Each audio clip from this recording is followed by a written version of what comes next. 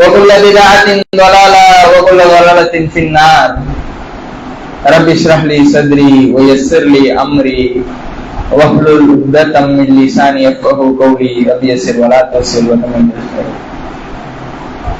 ஏக இறைவனாகிய வல்ல நாயன் அல்லாஹ் ரப்புல் ஆலமீன் அவனுடைய சாந்தியும் சமாதானமும் இந்த உலகத்திற்கே ஒரு அருள்கொடையாய் அனுப்பப்பட்ட உத்தம நபிகள் நாயகம் ஸல்லல்லாஹு அலைஹி வஸல்லம் அவர்களின் மீதும் அவர்களின் குடும்பத்தாரின் மீதும் அவர்களின் சொல் செயல் அங்கீகாரமான சுன்னாவை தங்களுடைய வாழ்வில் பிசகாமல் பின்பற்றி வாழ்ந்த சத்திய சஹாபாக்களின் மீதும் சஹாபிய பெண்களின் மீதும் இன்னும் தாபீன்கள் மீதும் தபஅத் தாபீன்கள் மீதும் உலகத்தில் வாழ்கின்ற வாழவிருக்கின்ற முஸ்லிம்கள் முஃமின்கள் நல்லவர்கள் நம் அனைவர்களின் மீதும் நம் அனைவர்களின் குடும்பத்தாரின் மீதும் உண்டாகட்டுமாக.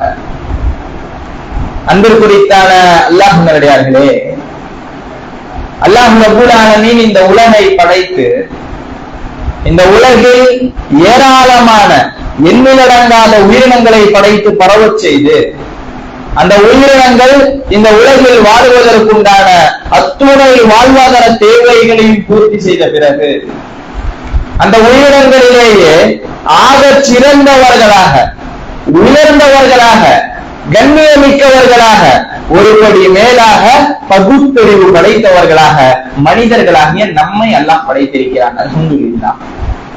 அதிலும் குறிப்பாக சிறந்தவர்களாக உயர்ந்தவர்களாக ஒருபடி மேலாக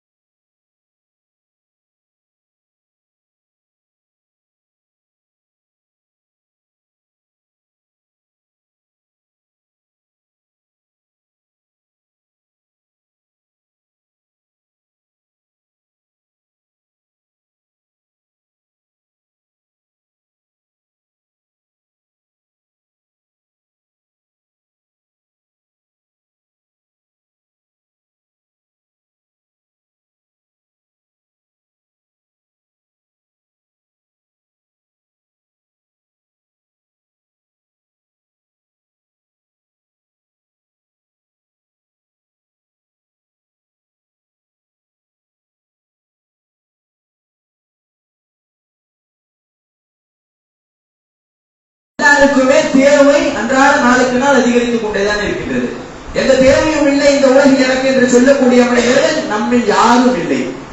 அதன் அடிப்படையில் இந்த உலகில் வாழ்கின்ற ஒரு மனிதனுக்கு மிக பிரதானமான தேவையாக இருப்பது என்ன? பொருளாதாரத்தை சேமிப்பது. பணத்தை ஈட்டுவது, செல்வ செழிப்புடன் இந்த உலகில் வாழுவது. இதுதான் இந்த உலகில் வாழ்கின்ற ஒரு மனிதனுக்கு இந்த உலக வாழ்விற்கு மிக பிரதானமான ஒரு தேவையாக இருக்கின்றது. மற்றொரு மனிதனுக்கு பொருளாதாரம் சிறப்பாக கொடுக்கப்பட்டிருக்கின்றது. அந்த மனிதர் செல்வ செழிப்புடன் வாழ்கின்றார். அந்த மனிதர் உடல் ஆரோக்கியத்தின் தேவையுடையவராக இருக்கிறார். ஆரோக்கியத்தின் பின்னர் அந்த மனிதர் ஓடிக்கொண்டிருக்கிறார். மற்றொரு மனிதர் செல்வ செழிப்புடன் வாழ்கின்றார், ஆரோக்கியமாக வாழ்கின்றார். அந்த மனிதர் கல்வியின் தேவை உள்ளவராக இருக்கிறார். கல்வியின் பின்னர் அந்த மனிதர் ஓடிக்கொண்டிருக்கிறார். மற்றொரு மனிதர் குடும்பத்தின் பின்னே ஓடிக்கொண்டிருக்கிறார். மற்றொரு மனிதர் மன நிம்மதியின் பின்னே ஓடிக்கொண்டிருக்கிறார். இந்த அடிப்படையில் பார்த்தோமேயானால் இந்த உலகில் வாழ்கின்ற அத்துணை மனிதர்களும் ஏதோ ஒரு தேவை உள்ளவர்களாகத்தான் இருக்கின்றார்கள். ஒவ்வொரு கட்டத்தில் அந்த தேவைகளுக்கு ஒவ்வொன்று தீர்வாக அமைகின்றது. உதாரணத்திற்கு ஒரு சிறுவன், அந்த சிறுவனுக்கு ஏற்படக்கூடிய பிரச்சனைகளுக்கு, தேவைகளுக்கு அந்த சிறுவனுடைய பெற்றோர்களோ ஆசிரியர்களோ ஒரு தீர்வாக, ஒரு ஆறுதலாக, ஒரு ஆதரவாக அமைகின்றார்கள்.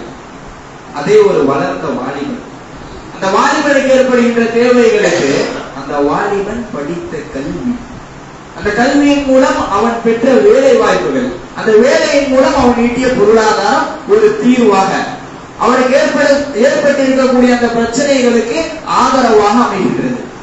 அதுவே ஒரு வயது முதிர்ந்த கிழவர், ஒரு வயது முதிர்ந்த ஒரு மனிதர், அந்த மனிதருக்கு ஏற்படக்கூடிய தேவைகளுக்கு, அந்த மனிதர் தன்னுடைய வாழ்நாளில் அடைந்த ஒரு மன சங்கடங்களுக்கு, மன விருத்திகளுக்கு அந்த மனிதருடைய மனைவியோ அல்லது குழந்தைகளோ ஒரு தீர்வாக, ஒரு ஆறுதலாக, ஒரு நிம்மதியாக அமைகின்றார்கள்.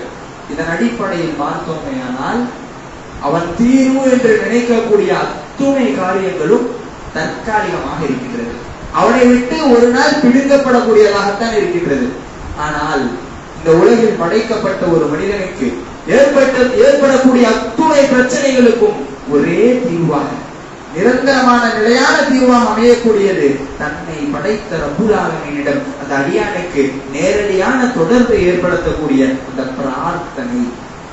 இறைவனிடத்தில் தன்னுடைய கோரிக்கைகளை முன்வைக்கக்கூடிய அந்த பிரார்த்தனை என்ற ஒரு ஆயுதம் தான் இந்த உலகில் ஒரு மனிதனுக்கு கொடுக்கப்பட்டிருக்கக்கூடிய ஆயுதங்களிலேயே, தீர்வுகளிலேயே மிகவும் வலிமையானது. அவன் தீர்வு என்ற ஆயுதம் என்று எதனை நினைத்தாலும் அது ஒரு நாள் அவனை விட்டு பிடுங்கப்படக்கூடியதாக தான் இருக்கின்றது. ஆனால் இந்த பிரார்த்தனை இந்த உலகில் ஒரு மனிதனுக்கு கொடுக்கப்பட்டிருக்கக்கூடிய அருட்கொடைகளிலேயே மிகவும் ஆழக்கலர்ச்சி இருந்த அருட்கொடை. இந்த பிரார்த்தனைக்கு இஸ்லாமிய மார்க்கம் ஏராளமான முக்கியத்துவம் கொடுக்கின்றது. நாயகம் ஸல்லல்லாஹு அலைஹி வஸல்லம் அவர்களுக்கு எந்த ஒரு துன்பம் வந்தாலும், நாயகத்திற்கு எந்த ஒரு சஞ்சலங்கள் நாயகத்தை வந்து அடைந்த போது நாயகம் முதலாவதாக செய்தது தொழுகையில் ஈடுபட்டார்கள். ஏன், என்ன காரணம்? அந்த தொழுகையின் மூலமாக இறைவனிடத்தில் பிரார்த்தனை செய்வதற்காக, அந்த தொழுகையின் மூலமாக இறைவனிடத்தில் தன்னுடைய கோரிக்கையை முன்வைப்பதற்காக. நாயகம் ஸல்லல்லாஹு அலைஹி வஸல்லம் அவர்கள் சொல்லுகிறார்கள், அத்வா ஹுவல் இபாதா, பிரார்த்தனை ஒரு வணக்கமாகும். எப்படி? இந்த உலகில் அல்லாஹ் நம்மை படைத்து விட்டான், இந்த உலகில் ஒரு மனிதன் வாழுவதற்குண்டான அத்துணை வாழ்வாதார தேவைகளையும் நிவர்த்தி செய்து விட்டான். அதற்கு பிறகு இந்த உலகில் நமக்கு ஏற்படுகின்ற தேவைகளுக்கு, நம்முடைய சுயநலங்களுக்காக நாம் இறைவனிடத்தில் முன்வைக்கக்கூடிய கோரிக்கையான அந்த பிரார்த்தனையை ஒரு வணக்கம் என்று இஸ்லாமிய மார்க்கம் மட்டும்தான் கூறியிருக்கின்றது. உலகில் இருக்கக்கூடிய வேறு எந்த சமய சித்தாந்தங்களும், கொள்கைகளும், இனங்களும், மதங்களோ பிரார்த்தனைக்கு இஸ்லாமிய மார்க்கம் முக்கியத்துவம் கொடுத்ததை போன்று கொடுக்கவே இல்லை. இஸ்லாமிய மார்க்கம் ஒருபடி மேலாக சென்று நாயகம் ஸல்லல்லாஹு அலைஹி வஸல்லம் சொல்கிறார்கள், அத்வா முஹ்முல் இபாதா, பிரார்த்தனை வணக்கங்களின் மூளையாகும். நாம் செய்கின்றோமே வணக்க வழிபாடு, எந்த வணக்க வழிபாடாக இருக்கட்டும், தொழுகையாக இருக்கட்டும், நோன்பாக இருக்கட்டும், ஸகாத்தாக இருக்கட்டும், ஹஜ்ஜாக இருக்கட்டும், இன்னபிற எத்துணை வணக்க வழிபாடுகளை எடுத்துக்கொண்டோமே ஆனால் அதனுடைய அடித்தளமாக, ஒரு மையமாக இருப்பது இந்த பிரார்த்தனை. அந்த வணக்க வழிபாடுகளில் நாம் இறைவனை புகழுவதை தாண்டி அதில் என்ன இருக்கின்றது? யா அல்லாஹ், இந்த வணக்கத்தின் மூலமாக எனக்கு சொர்க்கத்தை கூடிய அல்லாஹ், யா அல்லாஹ், இந்த வணக்கத்தின் மூலமாக என்னுடைய பாவங்களை மன்னித்து விடியாதா என்பதாகத்தான் இருக்கின்றது. இந்த பிரார்த்தனை தான் அத்துணை வணக்க வழிபாடுகளோடு அடித்தளமாக இருக்கின்றது. மற்றொரு இடத்தில் நாயகம் ஸல்லல்லாஹு அலைஹி வஸல்லம் சொல்கிறார்கள், லைஸ ஷைஉன் அக்ரம அலல்லாஹி தஆலா மினத் துஆ, பிரார்த்தனையை விட இறைவனிடம் மதிப்பு மிக்கது வேறொன்றும் இல்லை. சரி, சிந்தித்து பாருங்கள். ஒரு நாளில் 5 வேளை தொழுகின்றோம். வருடத்தில் ஒரு மாதம் 30 நாட்கள் நம்முடைய பசித்திருந்து தாகித்திருந்து நோன்பு நோக்கின்றோம். அந்த நோன்பை காட்டிலும் நாம் சேர்த்து வைத்த பொருளாதாரத்திலிருந்து செலவு செய்கின்றோம், தான தர்மங்களை செய்கின்றோம். அதை காட்டிலும் இஸ்லாமிய மார்க்கத்தில் அல்லாஹ்விடத்தில் மிகவும் சிறப்பிற்குரியது இந்த பிரார்த்தனை என்று சொன்னால், இஸ்லாமிய மார்க்கம் பிரார்த்தனைக்கு எந்த அளவுக்கு முக்கியத்துவம் கொடுக்கிறது. மற்றொரு இடத்தில் நாயகம் ஸல்லல்லாஹு அலைஹி வஸல்லம் அவர்கள் சொல்கிறார்கள், வ இதா ஸஅலக இபாதி அன்னி ஃப இன்னி கரீம்.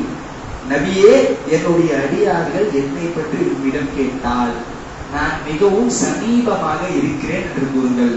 அவர் பிரார்த்தித்தால் நான் அந்த பிரார்த்தனைக்கு பதிலளிக்கிறேன் என்பதாக கூறுகிறார்கள். மற்றொரு நாயகம் ஸல்லல்லாஹு அலைஹி வஸல்லம் சொல்கிறார்கள், ஒரு அடியான் தன்னை படைத்த ரப்பிடத்தில் தன்னுடைய 2 கரமேந்தி பிரார்த்தனை செய்தால் அந்த 2 கைகளை வெறும் கையாக அனுப்புவதற்கு அல்லாஹ் வெட்கப்படுகிறான் என்பதாக நாயகம் ஸல்லல்லாஹு அலைஹி வஸல்லம் சொல்கிறார்கள். இந்த செய்தியை சொன்ன மாத்திரத்தில் நம்மிடத்தில் ஒரு மனக்குறை ஏற்பட்டிருக்கும். அது என்ன? இத்துணை வருட காலம், இத்துணை மாத காலம் நாம் ஏராளமான பிரார்த்தனைகளை இறைவனிடத்தில் முன்வைத்திருக்கிறோம். நம்முடைய குடும்பத்தில், நம்முடைய வியாபாரத்துல பறக்கத்தை கூடியாதான் கேட்டிருப்போம். வியாபாரத்தில் இன்னும் பறக்கத்தை ஏற்பட்டிருக்க. நம்முடைய உடல்ல ஆரோக்கியத்தை கூடியாதான் கேட்டிருப்போம். நோயை போக்கியாதான் கேட்டிருப்போம். இன்னும் அது நோய் போன பாடம் இருக்காது. குழந்தை பிறக்காம வந்திருக்கும், யாரெல்லாம் எனக்கு ஒரு குழந்தை பாக்கியத்தை தாரலாம் கேட்டிருப்போம். இன்னும் குழந்தை பிறந்த பாடா இருக்குது. அப்ப நம்முடைய பிரார்த்தனை இறைவன் அங்கீகரிக்கவில்லையா? நாம் இறைவனிடத்தில் வைத்த கோரிக்கைகளை இறைவன் அங்கீகரிக்கவில்லையா என்ற ஒரு மனக்குறை நம்முடைய உள்ளத்தில் ஏற்பட்டிருக்கும். அன்பிற்குரித்தான் அல்லாஹ் நல்லடியார்களே, ஒன்றை நன்றாக புரிந்து கொள்ளுங்கள். இறைவன் மிக தெளிவாக கூறிவிட்டார், என்னுடைய அடியான் என்னை அழைத்தால் நான் பதிலளிக்கிறேன். நாயகம் ஸல்லல்லாஹு அலைஹி வஸல்லம் சொல்கிறார்கள், ஒரு அடியான் இறைவனிடத்தில் கரமேந்தி பிரார்த்தனை செய்தால் அந்த கரத்தை வெறும் கையாக அனுப்புவதற்கு அல்லாஹ் வெட்கப்படுகிறான். அப்படியானால் ஏன் நம்முடைய பிரார்த்தனை இன்னும் அங்கீகரிக்கவில்லை? தவறு நம்முடைய பிரார்த்தனைகளில் கோளாறுகள் இருக்கின்றது.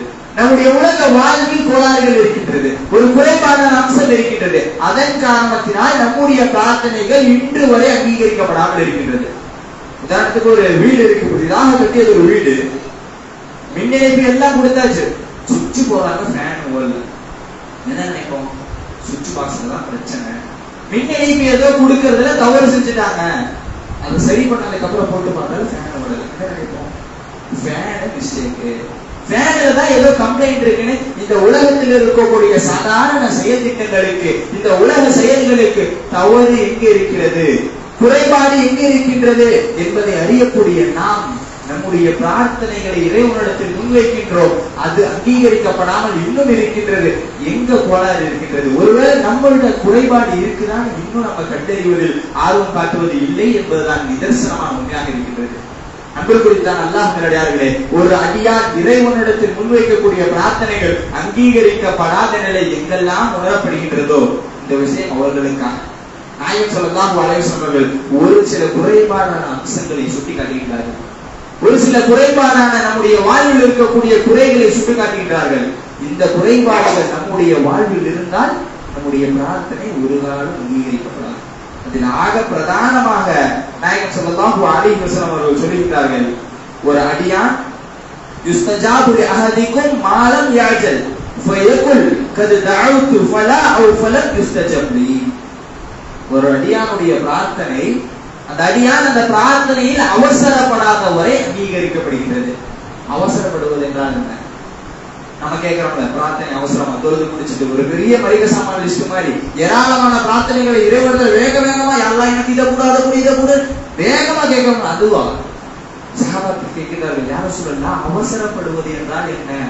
பிரார்த்தனையில் ஒரு அடியான் அவசரப்பட்டால் அவருடைய பிரார்த்தனை ஏற்றுக்கொள்ளப்படாது, அவருடைய பிரார்த்தனை அங்கீகரிக்கப்படாதுன்னு சொன்னீங்களா? அவசரப்படுவது என்றால் என்ன? நபிகள் சொல்கிறார்கள், ஒரு அடியான் பிரார்த்தனை செய்திருப்பார், மீண்டும் பிரார்த்தனை செய்திருப்பார், அந்த பிரார்த்தனையை இறைவன் அங்கீகரிக்கவில்லை, என்னுடைய பிரார்த்தனையை இறைவன் கண்டுகொள்ளவில்லை என்று கூறி நிராசை அடைந்து அந்த பிரார்த்தனையை விட்டு விலகி இருப்பார். அவருடைய பிரார்த்தனையை இறைவன் ஒரு காலம் அங்கீகரிக்க மாட்டான் என்பதாக நாயகம் ஸல்லல்லாஹு அலைஹி வஸல்லம் சொல்லிட்டார். நம்முடைய வாழ்வில் இந்த குறைபாடு இருக்கின்றதா என்று பார்க்க வேண்டும். நான் செய்கின்ற பிரார்த்தனைகளில் நாம் அவசரப்படுகின்றோமா? இந்த ரமலானுடைய மாதத்துக்கு ஏராளமான பிரார்த்தனைகளை செய்து வைத்திருக்கின்றோம், ஏராளமான கோரிக்கைகளை இறைவனிடத்தில் முன்வைத்திருக்கின்றோம். நாம் ஒருவேளை நம்முடைய பிரார்த்தனைகளில் இந்த ரமலானுக்கு பிறகு அது கிடைக்காமல் இருந்தால் அதில் அவசரப்பட்டோமேயானால் நாம் செய்த பிரார்த்தனை ஒன்றுமில்லாக போய்விடும். நாம் செய்த பிரார்த்தனை ஏற்றுக்கொள்ளப்படாது என்பதாக நாயகம் ஸல்லல்லாஹு அலைஹி வஸல்லம் சொல்கிறார்கள். மற்றொரு மிக பிரதானமான குறைபாடான அம்சத்தை நாயகம் ஸல்லல்லாஹு அலைஹி வஸல்லம் சொல்கிறார்கள். ஒரு மனிதனை பற்றி குறிப்பிடுகிறார்கள். அந்த மனிதர் ஒரு பிரயாணியாக இருக்கின்றார். அந்த மனிதனுடைய தலைகள் எல்லாம் கலைந்திருக்கிறது, பரட்டை தலையுடன் இருக்கிறார். அந்த மனிதனுடைய முகங்களில் எல்லாம் தூசி படிந்திருக்கிறது. அந்த மனிதர் மிகவும் ஒரு சிரமத்திற்குரிய நிலைமையில் இருக்கிறார். அப்பொழுது அந்த மனிதர் தன்னுடைய இறைவனிடத்தில் யா ரப்பி யா ரப்பி என்று பிரார்த்தனை செய்கிறார். நாயகம் பிரயாணியினுடைய இந்த பிரயாணியை குறிப்பிடுவதற்குண்டான காரணம் என்ன? பொதுவாக ஒரு பிரயாணி தன்னை படைத்த ரப்புல் ஆலமீனிடம் கரமேறினால் அந்த பிரார்த்தனை நிச்சயமாக அங்கீகரிக்கப்படும். அதற்கு தனித்துவமான ஒரு மகத்துவம் இருக்கின்றது. ஆனால் இந்த இடத்தில் நாயகம் சொல்லிவிட்டார்கள், அந்த மனிதனுடைய ஆடை ஹராமாக இருக்கின்றது. அந்த மனிதர் உண்ணுகின்ற உணவு ஹராமாக இருக்கின்றது. அந்த மனிதர் குடிக்கின்ற பானம் ஹராமாக இருக்கின்றது. அவருடைய பிரார்த்தனை எப்படி ஏற்றுக்கொள்ளப்படும்? இந்த சூழல் நம்மிடத்தில் இருக்கின்றதா? நாம் உண்ணுகின்ற உணவு ஹராமாக இருக்கின்றதா? நம்முடைய பிரார்த்தனை அங்கீகரிக்கப்படாது. நாம் குடிக்கின்ற பானம் ஹராமாக இருக்கின்றதா? நம்முடைய பிரார்த்தனை அங்கீகரிக்கப்படாது. என்று நம்ம குடிக்கிறது உண்றதெல்லாம் ஹராமா இல்ல. ஆனா மற்றொரு விஷயம் இருக்குது. நம்முடைய வியாபாரங்கள், நம்முடைய கொடுக்கல் வாங்கலில் மோசடி செய்தால் அந்த வியாபாரத்தின் மூலம் ஈட்டப்படும் பொருளாதாரம் ஹராம். இஸ்லாமிய மார்க்கம் தடுத்த அடிப்படையில் நாம் வியாபாரம் செய்தால் அந்த வியாபாரத்தின் மூலம் ஈட்டுகின்ற பொருளாதாரம் ஹராம். அந்த பொருளாதாரத்தின் மூலமாக ஒரு வட்டியை வாங்கினாலோ கொடுத்தாலோ அந்த காசு ஹராம். அந்த காசினால நம்ம ஒரு ஆடையை வாங்கணும், அந்த ஆடை ஹராம் தானே. அந்த பொருளாதாரத்தினால நம்ம உணவு உண்டா, அந்த உணவு ஹராம் தானே. நம்முடைய பிரார்த்தனைகள் எப்படி அங்கீகரிக்கப்படும்? இந்த ஒரு குறைபாடு நம்முடைய வாழ்வில் இருக்கின்றதா?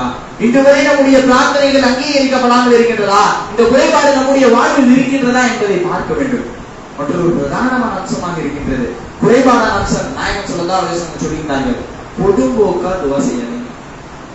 நம்ம இப்ப எப்படி துவா செஞ்சோம்? தொழுது முடிச்சுட்டு துவா கேட்கறதே இல்லை, எந்திரிச்சு போயிடுறோம். அப்படியே துவா செஞ்சாலும் பொதும்போக்கா கேட்டு பார்ப்போம், வந்தால் லாபம் வரலாட்டி நமக்கா நட்டம் என்ற ஒரு அடிப்படையில் பிரார்த்தனை செய்வது. இப்படி செய்யக்கூடிய பிரார்த்தனை ஒரு காலம் அங்கீகரிக்கப்படாது. நாயகம் ஸல்லல்லாஹு அலைஹி வஸல்லம் சொல்கிறார்கள், அலட்சியமாக கேட்கப்படக்கூடிய பிரார்த்தனை ஒரு காலம் அங்கீகரிக்கப்படாது என்பதாக. இதெல்லாம் விட மற்றொரு பிரதானமான அம்சம் இருக்குது. இன்னைக்கு நமக்கு மத்தியில மிகவும் பார்க்கப்பட வேண்டிய, கவனம் செலுத்தப்பட வேண்டிய ஒரு அம்சம் இருக்கிறது. நம்பிக்கையுடன் துவா செய்ய வேண்டும். நாம் கேட்கின்ற துவாவை கண்டிப்பாக இறைவன் அங்கீகரிப்பான். இந்த பிரார்த்தனையின் மூலம் கண்டிப்பாக நான் கேட்ட இறைவனிடம் வைத்த அந்த கோரிக்கையை நான் நிறைவேற்றி விடுவேன், அங்கீகரிக்கப்பட்டு விடும் என்ற நம்பிக்கையுடன் பிரார்த்தனை செய்தால் மட்டும்தான் அந்த பிரார்த்தனை அங்கீகரிக்கப்படும். நம்பிக்கை இல்லாமல் ஒரு அடியான் இந்த உலகில் பிரார்த்தனை செய்தால் அவனுடைய பிரார்த்தனை அங்கீகரிக்கப்படவே கூடாது. நீங்க நம்மளோட துவாக்கள் எப்படி இருக்கு? புதிதாக ஒரு கல்யாணமான ஒரு தம்பதியினர், குழந்தை இன்னும் பிறக்கல, அவங்களுடைய பிரார்த்தனை எப்படி இருக்கு? ஒரு உதாரணத்திற்கு, யா அல்லாஹ், இப்பதான் நாங்க புதுசா திருமணம் ஆயிருக்கோம், திருமணமாயி ரொம்ப வருஷம் கூட ஆகல, எங்களுக்கு வயசெல்லாம் ஆயிடல, இளமையா தான் இருக்கும், எல்லா டெஸ்டும் எடுத்துட்டோம், ஆனா இன்னும் குழந்தை பிறக்கல, எங்களுக்கு குழந்தை பாக்கியத்தை தாயிடல. எப்படி அல்லாவுக்கு இவங்க உதவி செய்யற மாதிரி, இப்பதான் புதுசா கல்யாணம் ஆயிருக்கோம், இளமையா தான் இருக்கும், எல்லாத்துக்கும் நாங்க தகுதியா தான் இருக்கோம், எங்களுக்கு நீ குழந்தைய தான். இப்படியாக துவா செய்ய வேண்டும். இஸ்லாமிய மார்க்கம் இப்படியாக வழிகாட்டுகின்றது. ஒரு பிரார்த்தனை நாம் செய்தால் அந்த பிரார்த்தனை எப்படியும் இறைவன் அங்கீகரிப்பான். அந்த பிரார்த்தனை நிறைவேற்றப்படுவதற்கு எந்த ஒரு சூழலும் இல்லாவிட்டாலும் கூட இறைவன் அதை அங்கீகரிப்பான் என்ற நம்பிக்கையுடன் கேட்கப்படக்கூடிய துவா கண்டிப்பாக அங்கீகரிக்கப்படும். மிகவும் படிப்பினை சொல்லக்கூடிய ஒரு வரலாறு ஜக்கரியா அலைஹிஸ்ஸலாம் அவருடைய வரலாறு. அவர் கேட்ட பிரார்த்தனை, இறைவனிடத்தில் கேட்கிறார்கள். ஜக்கரியா அலைஹிஸ்ஸலாம் அவர்கள் எப்படியாப்பட்ட ஒரு நிலைமையில் இருக்கின்றார்? நீண்ட நெடிய காலமாக குழந்தைகள் இல்லை. ஜக்கரியா அலைஹிஸ்ஸலாம் அவர்களுக்கு வயதாகி விட்டது, தலை முடியெல்லாம் நரைந்து விட்டது, எலும்புகள் தேய்ந்து விட்டன. அப்படியா இருக்கக்கூடிய ஒரு நிலைமையில் அவருடைய மனைவி மலட்டு தண்ணீர், குழந்தை பிறக்காது அப்படி என்ற ஒரு நிலைமையில் இருக்கிறார். அப்பொழுது இறைவனிடம் கேட்கிறார்கள், யா அல்லாஹ் எனக்கு ஒரு வாரிசை கொடு. எப்படியாப்பட்ட ஒரு நிலைமை? எலும்புகள் தேய்ந்து விட்டது, தலைமுடிகள் நரைத்து விட்டது, மனைவி மலட்டு தன்மை அடைந்து விட்டால் இதற்கு பிறகு குழந்தையா? நம்முடைய எண்ணம் அப்படிதான் இருக்கும், வாய்ப்பே இல்லை. ஆனா அவங்க கேட்கிறாங்க, யா அல்லாஹ் எனக்கு ஒரு வாரிசு தான். அதுவும் எப்படி? அவர் எனக்கும் யாக்கூபின் குடும்பத்தினருக்கும் வாரிசாக இருக்க வேண்டும். யாக்கூபின் குடும்பத்தினர் அனைவரும் நபி. குழந்தை பிறக்கிறதே கஷ்டம், அந்த குழந்தை அந்த மனிதன் நபியா இருக்கணும்னு கேட்கிறாரு பிரார்த்தனை. எல்லாம் கொடுக்கானா இல்லையா? யஹ்யா என்ற ஒரு மனிதரை, இந்த யஹ்யா அலைஹிஸ்ஸலாம் அவர்களை தூதராக அல்லாஹ் அவர்களுக்கு பிறக்க செய்தானா இல்லையா? அவர் கேட்ட பிரார்த்தனை அங்கீகரிக்கப்பட்டு விட்டதா இல்லையா? இப்ராஹிம் அலைஹிஸ்ஸலாம் அவர்கள் அல்லாஹ்வுடைய கட்டளைக்கு இணங்க தன்னுடைய மனைவியையும் குழந்தையையும் பாலைவனத்தில், வெற்று பாலைவனத்தில், எந்த விதமான உணவும் இல்லை, எந்த விதமான குடிபானம் இல்லை, யாருமே மனுஷங்களே இல்லைங்க. இறைவனுடைய கட்டளையா? சரி, காபாவுக்கு பக்கத்துல விட்டுட்டு போயிடறாங்க. அவங்க மனைவி கேட்கிறாங்க, ஹாஜரா அலைஹிஸ்ஸலாம் அவங்களுடைய கணவர்கிட்ட, யாருமே உணவு, விவசாயம், எந்த ஒரு பொருள், யாருமே மனுஷங்களே இல்லாத இடத்துல எங்களை விட்டுட்டு போறீங்களே, ஏன் ஏன் கேட்கிறாங்க. பின்னாடியே போறாங்க. இப்ராஹிம் அலைஹிஸ்ஸலாம் திரும்பி அப்புறம் கேட்கிறாங்க, இது இறைவனுடைய கட்டளையா? இது இறைவனுடைய கட்டளையா? இப்ராஹிம் அலைஹிஸ்ஸலாம் சொன்னாங்க, ஆம். அப்ப அவன் எங்களுக்கு போதுமானவன், அவன் எங்களை பார்த்து பார்த்து போயிடுறாங்க. பிறகு குழந்தை அழுகிறாங்க. இஸ்மாயில் அலைஹிஸ்ஸலாம் குடிக்கிறதுக்கு தண்ணி இல்ல. ஹாஜரா அலைஹிஸ்ஸலாம் ஓடுறாங்க சஃபாவுக்கு மர்வாவுக்கு கிடையாது. அதுதான் இப்ப நம்ம ஹஜ் உம்ராவுக்கு போனா தொங்கோட்டம் ஓடுறது. ஓடுறாங்க தண்ணி குடிக்கிறதுக்கு இல்லாம. அப்போ அவர்களுக்கு ஒரு சத்தம் கேட்குது, ஒரு மலைக்கு ஒரு குடிய தோன்ற மாதிரி சத்தம் கேட்குது. இதற்கு முன்பதாக இப்ராஹிம் அலைஹிஸ்ஸலாம் அவர்கள் இவங்களை பாலைவனத்துல விட்டுட்டு போயிட்டு கொஞ்சம் தூரம் போயிட்டு ஒரு துவா செய்யறாங்க. யாருன்னா, விவசாயம் இல்லாத ஒரு பூமியில் என்னுடைய குடும்பத்தாரை நான் விட்டு செல்கின்றேன். அவர்கள் தொழுகையை நிறைவேற்றுவதற்காக மக்களை அவரின் பக்கம், மக்களுடைய உள்ளத்தை அவரின் பக்கம் திருப்பியாடலாம். அவர்களுக்கு நீ அவர்கள் நன்றி செலுத்தும் பொருட்டு கனி வர்க்கங்களிலிருந்து உணவு கொடியாலன்னு கேட்கிறாங்க. பிறகு ஒரு மலைக்கு வராங்க. அந்த மலைக்கு காலில் குழிய தோன்ற மாதிரி ஹாஜர் அலைஹிஸ்ஸலாம் பாக்குறாங்க. ஜம்ஜம் தண்ணி வருது. எங்க? பாலைவனத்துல ஜம்ஜம் தண்ணி வருது. அப்படியே ஒரு நீர் தடாகம் மாதிரி ஹாஜர் அலைஹிஸ்ஸலாம் அதை அமைக்கிறாங்க. அமைச்சது அந்த தண்ணி பொங்கி வந்துட்டே இருக்கு. அதை ஜம்ஜம் நில் நில்லுன்னு சொல்றாங்க. அது அப்படியே நின்றுது. ரசூலா பின்னாடி சொல்றாங்க, ஹாஜர் அலைஹிஸ்ஸலாம் மட்டும் அப்படி அதை சொல்லலைன்னா இன்று உலகத்துல ஓடக்கூடிய ஒரு நீரூற்றா, உலகமெங்கும் ஓடக்கூடிய ஒரு நீரூற்றா அது மாறி இருக்குன்னு சொல்றாங்க. அந்த அளவுக்கு தண்ணி வந்து இன்று வரையிலும் உமராக்கு போனவங்களுக்கு தெரிஞ்சு எத்தனாயிரம் லிட்டர் ஒரு நாளைக்கு எடுத்துக்கொண்டு இருக்கிறாங்க. வெறும் 30 அடியோ 35 மீட்டர் இருக்கக்கூடிய ஒரு கிணறு இன்று வரையும் வற்றாமல் உலகத்திலேயே ஒரு சுத்தமான ஒரு நீராக, அதிகம் ஆரோக்கியமான ஒரு நீராக இருக்கின்றது அந்த ஜம்ஜம் தண்ணீர். அல்லாஹ் எப்படி இப்ராஹிம் அலைஹிஸ்ஸலாம் பிரார்த்தனை அங்கீகரிக்கிறான். அந்த தண்ணி இருக்குது, ஆனா வேற யாருமே ஆளுங்க இல்லை. அந்த வழியா செல்ற ஜுர்ஹூம் என்ற ஒரு குளத்தை அதை பாக்குறாங்க. அந்த தண்ணி ஒரு இடத்துல தண்ணி இருந்துச்சுன்னா அதை சுத்தி பறவைகள் வட்டம் அடிக்குமா. அதுக்குன்னே ஒரு தனியான பறவை தண்ணியை பார்த்தா அந்த இடத்துல வட்டம் அடிக்கும். நம்ம ஏரியா கறிக்கடையில போய் பார்த்தோம்னா தெரியும், மேல பறவைகள் வட்டம் அடிச்சிருக்கும். அந்த மாதிரி தண்ணியை பார்த்தாலே வட்டம் அடிக்கக்கூடிய ஒரு பறவை, அந்த பறவையை பாக்குறாங்க. இதற்கு முன்னாடி இந்த ஜுர்ஹூம் குளத்துல இதுக்கு முன்னாடியே நம்ம இந்த வழியில வந்திருக்கோமே, ஆனா இங்க தண்ணி இருந்த மாதிரி நம்மளுக்கு தெரியலையே. இப்ப பறவை வட்டம் அடிச்சு ஏதோ விசித்திரமா இருக்க போய் பாருங்கன்னு சொல்றாங்க. பார்த்தா அந்த தண்ணி இருக்கு. பிறகு ஹாஜர் அலைஹிஸ்ஸலாம் கேட்கிறாங்க. ஹாஜர் அலைஹிஸ்ஸலாம் அந்த குளத்தினர் வந்து கேட்கிறாங்க, நாங்க இங்க தங்கிக்கலாமா? ஹாஜர் அலைஹிஸ்ஸலாம் சரின்னு சொல்லிடுறாங்க. அதற்கு பிறகு அந்த குழுவினர் அவர்களுடைய உறவினர்களுக்கு எல்லாம் சொல்லி அனுப்பி ஒரு பெரும் பட்டாளமே மக்காவில் குடியம் வருகின்றது. இந்த அடிப்படையில் மனிதர்கள் அங்கே குடிபெயர்கின்றார்கள். இப்ராஹிம் அலைஹிஸ்ஸலாம் அப்ப கேட்டதுவா, விவசாயம் இல்லாத ஒரு பூமியில் நான் விட்டு செல்கின்றேன், அவர்களுக்கு உணவு இல்லையா? நல்லா கொடுத்தானா இல்லை?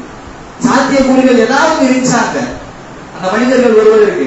அல்லாஹ் ஒரு விஷயத்தை கொடுக்க வேண்டும் என்று நாடினால் எப்படியும் கொடுப்பான். நாம் கேட்கின்ற பிரார்த்தனைகள் இறைவன் இதை நிறைவேற்றுவான் என்று நாம் உறுதியோடு நம்பிக்கையோடு கேட்டால் அதை எப்படியும் இறைவன் கொடுப்பான். அதற்கு எந்த விதமான சாத்தியக்கூறுகளுமே இல்லைனாலும் இறைவன் கொடுத்துருவான். இன்னைக்கு நம்ம பிரார்த்தனை செய்யும் போது அவசரப்படாம தான் கேட்போம், கொடுப்போக இல்லாம தான் கேட்போம், நம்பிக்கையோட தான் கேட்போம். ஆனா அந்த நம்பிக்கையை உடைக்கக்கூடியது அந்த நம்ம அவசரப்படாம கேட்கிறோமா இல்லைங்களா, நம்மளை அவசரப்பட வைக்கக்கூடிய ஒரு விஷயம் இருக்கு. மிக முக்கியமாக நாம் கவனம் செலுத்த வேண்டிய விஷயம் அது என்ன? தலைகீழான மாற்றம். நம்ம ஒண்ணு பிரார்த்தனை செஞ்சிருப்போம், நடக்கிறது வேற ஒண்ணா இருக்கும், நேர திருமறையா இருக்கும். உதாரணத்திற்கு நம்ம வியாபாரத்துல பறக்கத்தை கூடியெல்லாம் கேட்டிருப்போம். அதெல்லாம் புதிதா திறந்த ஒரு வியாபாரமாக இருக்கட்டும், கடையாக இருக்கும், வியாபாரத்துல பறக்கத்தை கூடியான்னு கேட்டிருப்போம். மறுநாள் ஏதோ கல்லடிப்பட்டு வியாபாரமே இழுத்து மூடு நிலைமையா இருக்கும். நம்ம ஒரு திருமண உறவு பேசப்பட்டிருக்கோம், அப்பதான் புதிதா பேசப்பட்டிருக்கோம். நம்ம யாரெல்லாம் இந்த திருமண உறவை நல்லா நீடித்து வையாதான் கேட்டிருக்கோம். அதோட திருமண உறவு அந்த பேச்சுவார்த்தை முறிவு பெற்றிருக்கும். நம்முடைய ஒரு நிலைப்பாடு சிந்தனை எப்படி இருக்குது? அதுதான் நம்முடைய பிரார்த்தனை அங்கீகரிக்கல, நம்முடைய பிரார்த்தனை ஏற்றுக்கொள்ளப்படவில்லை என்பதாகத்தான் நம்முடைய நிலைமை இருக்கின்றது. ஆனால் ஒரு முஃமின் அவன் கேட்ட பிரார்த்தனைக்கு பிறகு எப்படியாவதுப்பட்ட நேர் எதிர்மறையான ஒரு சூழல் ஏற்பட்டாலும் அந்த பிரார்த்தனை அங்கீகரிக்கப்படுவதற்குண்டான, அந்த பிரார்த்தனை கபூல் செய்யப்படுவதற்குண்டான முதல் கட்டம் இது என்றுதான் நினைப்பான். மிக அருமையான ஒரு படிப்பினை யூசுப் அலைஹிஸ்ஸலாம் அவர்களுடைய வாழ்வியல் வரலாறு, மிகப்பெரிய வரலாறு. நமக்கு தேவையான சாராம்சத்தை மட்டும் எடுத்துக்கொள்வோம். யூசுப் அலைஹிஸ்ஸலாம் இருக்கிறாங்க, அவருடைய சகோதரர்கள் யூசுப் அலைஹிஸ்ஸலாம் போய் கிணத்துல போடுறாங்க பொறாமையின் காரணத்தினால. இந்த கிணத்துல இருந்து அந்த வெளியே வரக்கூடிய வணிக கூட்டத்தினர் யூசுப் அலைஹிஸ்ஸலாம் எடுத்து, யூசுப் அலைஹிஸ்ஸலாம் ஊரு சிரியா எகிப்துல போய் சந்தையில விட்டுறாங்க. எப்படி? சொந்த ஊர்ல தாய் தந்தையோட சகோதரர்களோட சந்தோஷமா இருந்த யூசுப் அலைஹிஸ்ஸலாம் தன்னுடைய சகோதரர்களே பொறாமையின் காரணத்தினால கிணத்துல போடுறாங்க. கிணத்துல போட்ட யூசுப் அலைஹிஸ்ஸலாம் திரும்பி வீட்டுக்கு போயிருந்தா சரி, அவரை தூக்கி ஒரு வணிக கூட்டத்தினர் தூக்கிட்டு போய் எகிப்துல இருக்கிற சந்தையில வித்துடுறாங்க. கிணத்துல போட்டு யூசுப் அலைஹிஸ்ஸலாம் என்ன துவா கேட்டு இருப்பார்? அவர் துவா கேட்டாரா இல்லையா என்பது குறிப்பிடப்படவில்லை. ஆனா அவருக்கு ஏற்படக்கூடிய கனவுகளை தன்னுடைய தந்தையாரிடம் சொல்லுவார். அந்த அளவுக்கு புத்தி கூர்மை உள்ள மனிதர், கண்டிப்பாக துவா செய்திருப்பார். அவருடைய எண்ணம் என்னவாக இருக்கும்? நம்ம யாராச்சும் வந்து காப்பாத்தி நம்மள குடும்பத்துல போய் விட்டுற மாட்டாங்களா, இப்படியாகத்தான் இருக்கும். ஆனா நடந்தது என்ன? நேர் எதிர்மறையான மாற்றம், தலைகீழ் மாற்றம். அவர் எகிப்தினுடைய மாகாணத்தில் விற்கப்பட்டு விடுகிறார் அற்ப தொகைக்காக. அந்த ஊர்ல இருக்கக்கூடிய ஒரு அமைச்சர் யூசுப் அலைஹிஸ்ஸலாம் வாங்கிக்கிறாங்க, விலைக்கு வாங்கிக்கிறாங்க. விலைக்கு வாங்கிட்டு அந்த அமைச்சர் வீட்டை யூசுப் அலைஹிஸ்ஸலாம் வளர்றாங்க. வளர்ந்து ஒரு வாலிபராயிடுறாங்க. நல்லா போயிட்டு இருக்கு வாழ்க்கை.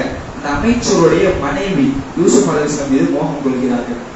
விபச்சாரத்துக்கு அழைக்கிறாங்க, யூசுப் அலைஹிஸ்ஸலாம் மறுக்கிறாங்க. அதன் காரணத்தினால் யூசுப் அலைஹிஸ்ஸலாம் நிரபராதிகள் எல்லாத்துக்கும் தெரியும், அந்த மன்னர் உட்பட கூட, அந்த அமைச்சர் உட்பட.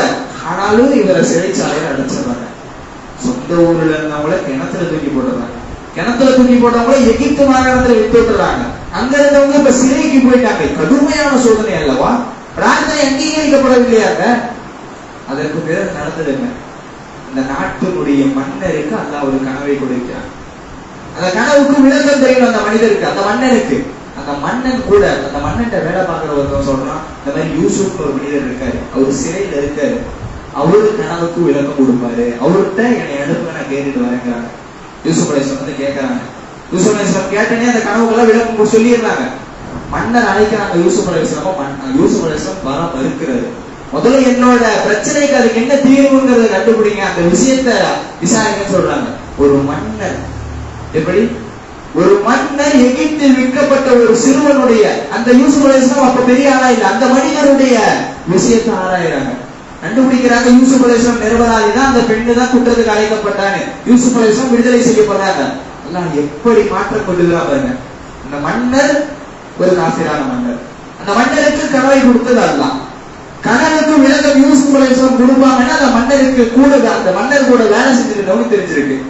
அந்த மனிதன் இதற்கு முன்னாடி சிறையில் இருந்திருக்காங்க. அல்ல எப்படி கொண்டு வரா பாருங்க சூழ்நிலையை. ஒரு மனிதனுக்கு அல்லாஹ் என்ன கொடுக்க வேண்டும் என்று காரணம் எப்படியும் கொடுத்து விடுவான். யூசுப் அலைஹிஸ்ஸலாம் வெளியே வந்து அந்த மன்னரை கேட்கிறாங்க, இந்த நாட்டினுடைய பொருளாதார அமைச்சருடைய பதவி எனக்கு கொடுங்க, கருவூல அமைச்சராக என்ன ஆக்குங்கன்னு சொல்றாங்க. அந்த அமைச்சர் யாரு? இதுக்கு முன்னாடி யூசுப் அலைஹிஸ்ஸலாம் ஒரு வீட்டுல இருந்தாங்கல்ல, அந்த அமைச்சருடைய பதவியை எனக்கு கொடுங்கன்னு கேட்கிறாங்க யூசுப் அலைஹிஸ்ஸலாம். அதே மாதிரி அந்த அமைச்சருடைய பதவி தரப்படுகிறது. எப்படி இருந்தவங்க? கிணற்றில் வீசப்பட்ட மனிதர் இப்போ எகிப்து நாட்டினுடைய கருவூல அமைச்சர், பொருளாதார அமைச்சர். இந்த கனவுக்கு உண்டான விளக்கம் என்னன்னா, சிறிது காலம் கழித்து பஞ்சம் வரும். அந்த பஞ்சத்தை எப்படி எதிர்கொள்வதுங்கிறது அந்த கனவோட விளக்கம். அதே மாதிரி தானியங்கள்லாம் அவங்க சேர்த்து வச்சிருக்காங்க. பக்கத்து நாடான, அண்டை நாடான சிரியாவுல பஞ்சம். அவங்க தானியத்தை வாங்கறதுக்கு இந்த ஊருக்கு வராங்க. வர்றது யாரு? யூசுப் அலைஹிஸ்ஸலாம் கிணத்துல போட்டாங்களா இல்லைங்களா? அந்த சகோதரர்கள் வராங்க. அவர்களுக்கு யூசுப் அலைஹிஸ்ஸலாம் எப்படி தெரியும்? கிணற்றில் வீசப்பட்ட சகோதரர். ஆனா இப்ப யூசுப் அலைஹிஸ்ஸலாம் இருக்கிறது நாட்டினுடைய பொருளாதார அமைச்சர். அல்லாஹ் எப்படி மாற்றி இருக்கிறான், அல்லாஹ் அவருடைய பிரார்த்தனை எப்படி அங்கீகரித்து இருக்கிறான். அப்படியே நம்முடைய பிரார்த்தனைக்கு வாங்க. நம்ம துவா செஞ்சிருப்போம், வியாபாரத்துல பறக்கத்தை கூடிய ஆளான்னு. நம்முடைய வியாபாரம் ஒரு கல்லடிப்பட்டு கடையை இழுத்து மூட வேண்டிய நிலைமையா இருக்கும். அதன் காரணத்தினால் நம்ம வேற ஒரு வியாபாரத்தை தொடங்கி இருக்கோம். அந்த வியாபாரம் நல்ல செட் ஆயிருக்கும், பயங்கரமா அல்லாஹ் பொருளாதாரத்துல பறக்கத்தை கொடுத்திருப்பான். நம்முடைய பிரார்த்தனை அங்கீகரிக்கப்பட்டு விட்டதா இல்லையா? இன்னொரு பிரார்த்தனை என்ன செஞ்சோம்? ஒரு திருமண உறவு, திருமண ஒப்பந்தம் பேசப்பட்டிருக்கும், அந்த ஒப்பந்தம் முடிக்கப்பட்டிருக்கும். அதன் காரணத்தினால வேற ஒரு மாப்பிள்ளை வந்து இருப்பாரு, நல்ல பொருத்தமா இருக்கும், நீண்ட காலமா இருந்திருப்பாங்க. அந்த சம்பந்தம் அவர் நமக்கு பொருத்தமற்றவர் என்பதற்காக சொல்லவில்லை, நாம் அவருக்கு பொருத்தமற்றவராக இருப்போம். ஆனால் இறைவன் நம்முடைய பிரார்த்தனை அங்கீகரித்தானா இல்லையா? அதற்கு முன்னாடி அவசரப்பட்டது, நிராசை அடைகிறது. இப்படியான குணம் நம்முடைய ஒரு முஃமினுடைய செயல்பாடுகளில் இருக்கக்கூடாது. ஒரு முஃமின் இந்த உலகில் கேட்ட பிரார்த்தனை 3 வகையில் அங்கீகரிக்கப்படுகின்றது என்பதாக நாயகம் ஸல்லல்லாஹு அலைஹி வஸல்லம் சொல்கிறார்கள். எப்படி? ஒன்று, அவர் கேட்ட பிரார்த்தனையை அப்படியே அல்லாஹ் கொடுத்துருவோம், விரைவா கொடுத்துருவோம், என்ன கேட்டாலும் அதை கொடுத்துருவோம். மற்றொன்று தாமதமாக கொடுப்பான். மற்றொன்று நமக்கு வரவிருக்கின்ற ஒரு துன்பத்தை அல்லாஹ் நீக்குவான். தாமதமாக கொடுக்கிறது மறுமையிலேயும் கூட கொடுப்பான். இந்த உலகத்துல கிடைக்காதா? மறுமையில ஒரு அடியான் போகும்போது ஏராளமான செல்வங்கள், ஏராளமான நற்கூலிகள் அந்த மனிதனுக்கு கொடுக்கப்படும். அப்ப அந்த அடியான் கேட்பான், யாருமா இந்த உலகத்துல நான் இவ்வளவு நன்மையெல்லாம் செய்யவே இல்லை, இத்தனை அவர்களுக்கு சொந்தக்காரன் நான் இல்லை, நான் இவ்வளவு செய்யவே இல்லைன்னு சொல்லுவான். அப்ப அந்த மனிதருக்கு சொல்லப்படும், நீ இந்த உலகில் பிரார்த்தனை செய்தாய் அல்லவா, நீ இந்த உலகில் இறைவனிடத்தில் உன்னுடைய கோரிக்கைகளை முன்வைத்தாய் அல்லவா, அதற்கு உண்டான பலன் இது என்று சொல்லப்படும். என்றால் இந்த உலகில் ஒரு மனிதன் கேட்கக்கூடிய பிரார்த்தனைகள் ஒருபோதும் வீணடிக்கப்படுவதில்லை. ஆக அன்பு குறித்தான் அல்லாஹ் நல்லடியார்களே, அதிகமாக நம்முடைய பிரார்த்தனைகள் அங்கீகரிக்கப்படக்கூடிய ஒரு மாதமான இந்த ரமலானுடைய மாதத்திலே நாம் இருந்து கொண்டிருக்கிறோம். அதிலும் குறிப்பாக 1000 மாதங்களை விட சிறந்தது ஒரு லைலத்துல் கத்ர் இரவு இருக்கக்கூடிய இந்த இறுதி 10 நாட்களில் இருக்கின்றோம். நம்முடைய பிரார்த்தனைகளில் அதிகமாக கவனம் செலுத்த வேண்டும் என்று கூறியவனாக என்னுடைய உரையை நிறைவு செய்கிறேன். எதனை கேட்டோம் அதன்படி செயல்படுவதற்குண்டான பக்குவத்தையும், பாக்கியத்தையும், பொருளாதாரத்தையும், ஆயுளையும், ஆரோக்கியத்தையும், கேட்டத்தையும், இடத்தையும், நல்ல எண்ணத்தையும், நல்ல வாய்ப்பையும் அல்லாஹ் ரப்பல் ஆலமீன் அனைவருக்கும் கொண்டு வருவானாக. வாஹிர் தவானா அல்ஹம்துலில்லாஹி ரப்பில் ஆலமீன். அஸ்ஸலாமு அலைக்கும் வரஹ்மத்துல்லாஹி